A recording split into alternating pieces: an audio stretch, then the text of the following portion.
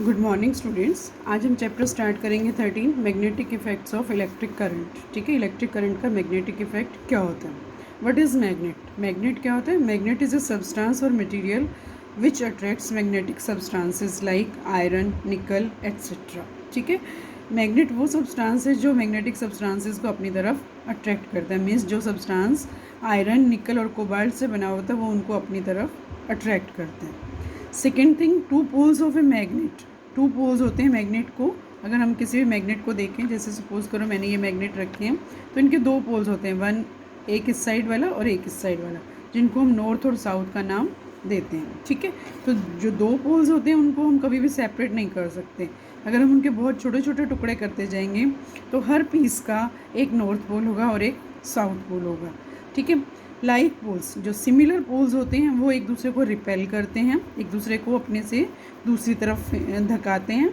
और जो unlike poles होते हैं, जो डिसिमिलर पोल्स होते हैं, वो एक दूसरे को अट्रैक्ट करते हैं। जैसे कि आप इसमें देखेंगे, मैं अभी आपको दिखाने वाली हूँ कि ये जो मैग्नेट मैंने लिए हैं, मैग्नेट के कुछ पीसेस लिए हैं, और अगर इनको मैं रखती हूँ तो ये देखिए, जो सिमिलर पोल्स हैं, सॉरी, जो डिफरेंट पोल्स हैं वो एक दूसरे को अट्रैक्ट कर रहे हैं, और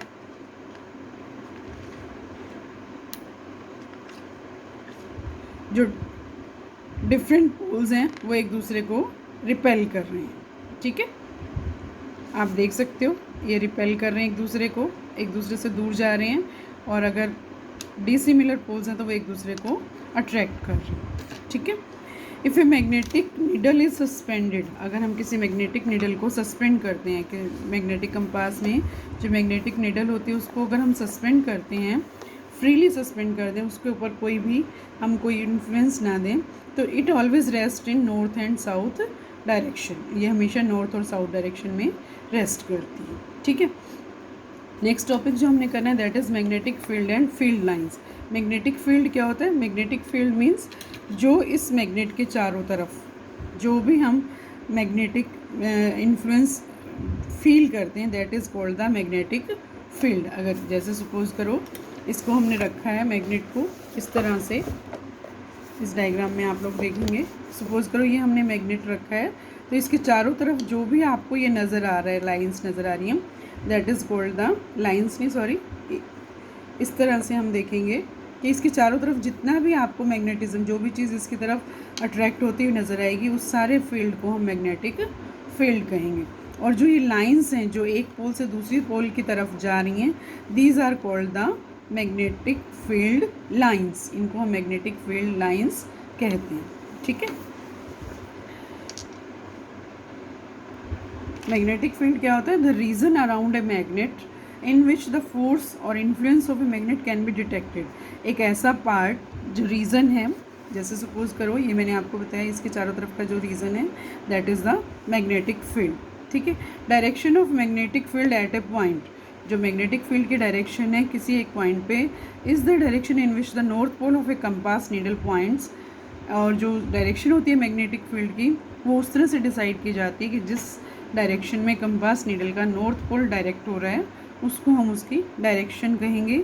and magnetic field can be represented by magnetic field lines. अगर सपोज करो हमने ये एक बार मैग्नेट रखा है, तो मैग्नेटिक फील्ड लाइंस को हम इस तरह से बता सकते हैं।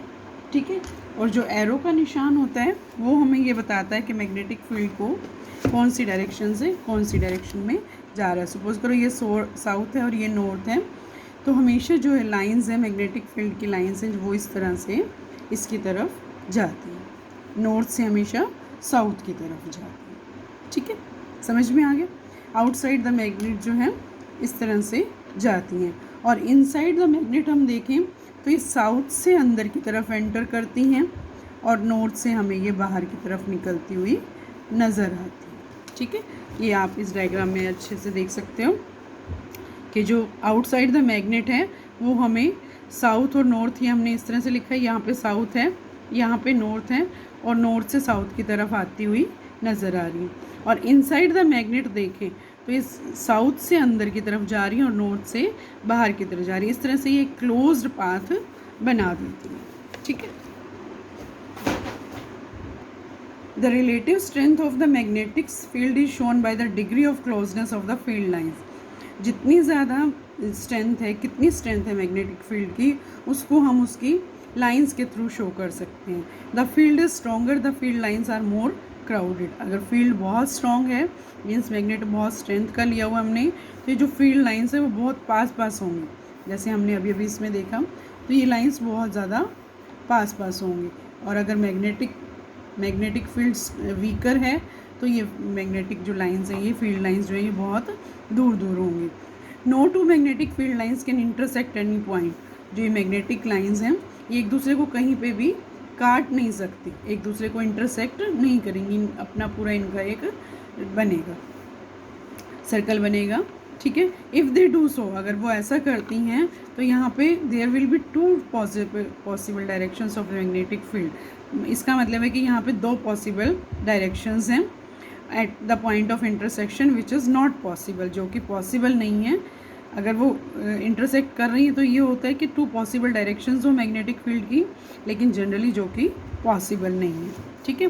जो हैंस क्रिश्चियन ऑरेस्टेड था, एक साइंटिस्ट है हॉन्स के, उसने एक्सपेरिमेंटली प्रूव किया कि magnetic field is produced around a conductor when an electric current is passed through it.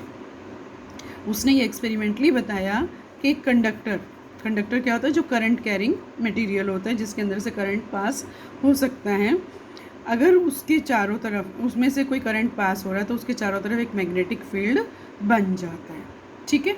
The magnitude of the magnetic field produced at a given point near a current carrying straight conductor is directly proportional to the current passing in the conductor. Magnitude का मतलब है उसके अंदर कितनी ताकत है, कितनी strength है। तो वो स्ट्रेंथ जो डिपेंड करती है उसके अंदर से कितना करंट पास हो रहा है।